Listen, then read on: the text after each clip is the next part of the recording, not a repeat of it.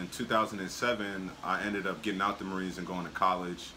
Um, I started going to college in Brooklyn, New York at St. Francis, and then I transferred to Syracuse University later on, and Nassau Community College. I went to college after I got out, and started doing a lot of different things. But um, one day when I was in my community, uh, I met a man named Marcellus Morris who saw my potential and saw something in me and asked me to come down and start speaking to juveniles at the Nassau County Juvenile Detention Facility, and I started doing it and I fell in love with it. I just wanted them to have a better life than I had, and to let them know that so many people from my community, uh, they only taught to be workers. They only taught to get a good job and work for other people. There's not really a lot of motivation to actually be who you are and do the things that you want to do. And so to actually sit there and speak to them, it had a profound effect on my life, and I became a community activist. And during my time as a community activist, I did so many things. Not necessarily protesting, but I did a lot of community work, a lot of community events and things like that. And one day, one of the people that I used to do some community work with, we were sitting down watching the news, and we saw Occupy Wall Street. And our first instance of Occupy Wall Street was an incident that Occupy Wall Street had on the Brooklyn Bridge, where protesters took over the Brooklyn Bridge. And when they took over the Brooklyn Bridge, the police came, and I guess they tried to speak to them and negotiate, and that didn't work. And they decided that they were going to start just grabbing people randomly and beating on them. And so that kind of sparked my interest to, like, why do they deserve this level of violence? So subsequently, I went down to Occupy Wall Street and just to check it out. I mean, in a sense that I've heard about different movements and history class and all these different social injustice actions that have happened all across the world, and I just wanted to see it in real life. And I went down there, and when I got down there, it was just people talking about the inequality, how 1% of the United States and probably the world has more wealth than the 99%, and talking about economic injustice, talking about political injustice, how money pretty much runs politics. So most of the stuff that I was hearing wasn't hatred, it wasn't harmful, it wasn't anything that I would say was super radical, in a sense that they just wanted people to live better lives. That's what I took from it. And so while I was down there, we were listening to people speak and doing different things, and somebody said, "Hey, let's march down Wall Street." So we started marching down Wall Street, and as soon as we got to Wall Street, the police were there, and they were like, "Listen, go away." And I promise you, less than a minute later, they just started grabbing people, and one of the cops came towards me, and he was like, "Listen, if you don't want to be arrested, just keep moving." I was like, all right, didn't really want to be arrested. I don't believe in being a part of the prison industrial complex. I mean, I do understand that a lot of protesters and a lot of people, they don't care about going to jail, but where I'm from, it's not really, I don't condone it. I'm not, I think there's other ways to fight oppression than actually being in a prison cell, supporting their prison industrial complex. So I walked away that day, but it sat with me, and for a few days I just couldn't live with it. Like, why are they doing this to these people? Like, I really don't understand. So eventually I came up with a plan that I was gonna put myself in between the cops and the protesters. I was gonna stand up for the people that I fought for, in Iraq, that I seen so many young men die. I've seen, not countless, but I've seen enough 18, 19, 20-year-old men die that it honestly breaks my heart. And to know that the freedoms that they fought for are not being upheld, it was just killing me inside. And so my initial plan in coming down to Wall Street the day of the One Marine vs. 30 Cop video was to actually put myself in between the cops and the protesters. And I did put on my camouflage blouse or my camouflage shirt and my medals. And where I got that from, my grandfather was a Vietnam veteran, and he, after Vietnam, he started doing a lot of veterans work. And during those times, especially after the war in Vietnam, there was, you know, a lot of people against the war, and I would always see like veterans in different articles of their uniform. And you know, a lot of people say, yo, why did you wear that? And I wore it to symbolize that I was a veteran. I wasn't trying to portray myself as active duty. Naturally, that's why I didn't, you know, put on a full uniform. If I would have put on a full uniform, I probably would have been court-martialed. Well, I'm quite sure I would have been court-martialed if I would have put on a proper uniform or something like that, because you're not supposed to wear proper uniforms at protests. But that's neither here nor there. So I put on, you know, my jacket, and my initial plan was to, you know, wait for something to happen and to put myself in between the cops and the protesters in a show that, you know, I went across, you know, overseas to fight people that I knew nothing about for freedom, and I was willing to put my life on the line for, you know, this quote unquote freedom.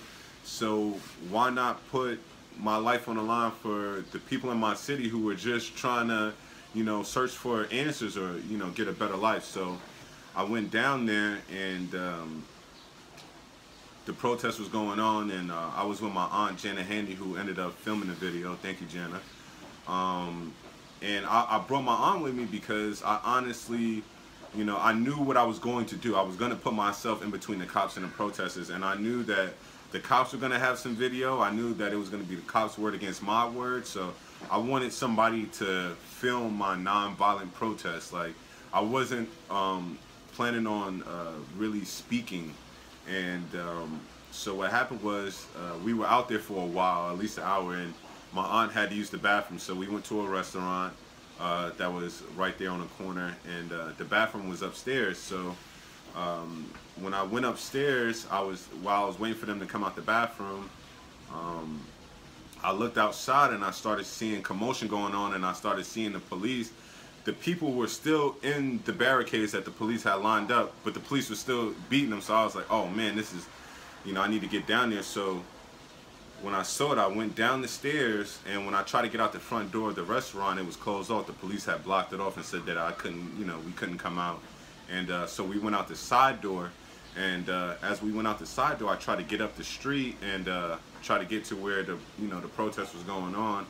And there was another barricade that the police had set up, and one of the officers said to me, he was like, why are you out here helping these people? You know, you're a Marine, this, that, and the third. And I was like, you know, pretty much telling him, like, these are my people. Like, why wouldn't I want to help them? Like, you know, this is who I fought for. And so you can't really necessarily see that in the beginning of the video, how it all started, because it was so spontaneous that my aunt wasn't filming necessarily at the beginning. So as the video starts, you see me walking by and telling the police officer, I was speaking to a specific police officer, and I was telling him, you know, that these medals don't lie. Like, you know, they don't lie, Tucker. Like, as much as you you judge me for being out here, like, I really fought. You know, I was just, you know, trying to, you know, expound on that aspect. And it became an impromptu speech, you know, pretty much just telling the police that what they weren't, you know, what they were doing wasn't right, and it didn't make them tough. And I feel like they, you know, a lot of police don't really understand, you know, even though there are some people that were in the military that, you know, a lot of people in the military join law enforcement, and I understand that, you know, a lot of them serve, but like I said, there's very few people that serve in combat. You know, a lot of people go to they go to war, but it's very few of them that actually pull the trigger. And so, you know, for me, as somebody who's, you know, participated in combat operations, and seeing young men die, and seeing, you know, your brothers in body bags, it had a profound effect on my life, and I just honestly want to uphold those freedoms that they fought for. And it really, I mean, even now, just thinking about it, it just breaks my heart every time I think about, these wars that we're fighting right now, and how they affect so many people's lives, and how others may not understand the depth of what these young men are putting themselves into in order for this freedom that we supposedly have in America. And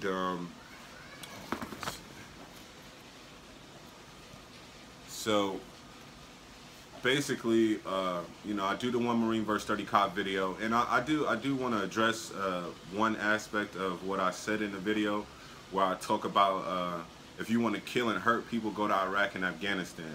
And that's been a very controversial comment about, that I've received about my video. And basically, what I'm trying to say is,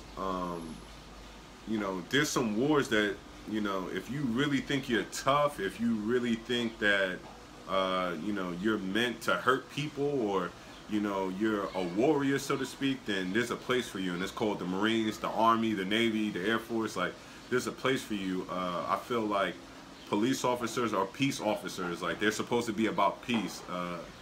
And I just don't understand how they have the audacity. I mean, I do understand how they have the audacity to do the things that they do, and I'll talk about that in another video. But for me, it's like, how do you sleep at night, knowing that you're hurting people who are not warriors, like people who are not criminals, warriors, or anything of that nature. It's really mind-boggling, the ego that police have across the world. And it's because they are dealing with people on a daily basis that don't want the consequences to their actions, or people who get pulled over and they're like, am I gonna get shot? Like, they deal with so many people who are intimidated by them on a daily basis, that I think that they lose sight that they're human beings, and that we're all human beings trying to live a good life. So so in that saying, I'm not against police, because I don't consider anybody my enemy who I just want to be my friend. And I don't mean friend literally, I mean friend in the sense that I just want them to do a good job in our neighborhoods, outside of harsh police practices. As far as when I first got out the Marines and I was in Brooklyn in the hood, police would stop us and say something, and then I would say, hey, I was a United States Marine, I served in Iraq, I don't understand why you're doing this. And then their whole attitude and demeanor changed, and it was like, so because I look like this, and because I'm in the ghetto, I'm subject to certain harassments, and I just don't understand it. And not to say that the communities that I lived in or that I was a part of were just the nicest places on the earth, and I just don't understand why. But I just don't understand indiscriminate stuff. Like, if we're actually not doing anything, I just don't understand it. But that's something for another video. But I'm not against police. I'm not against anybody. I mean, I just want to live a peaceful life.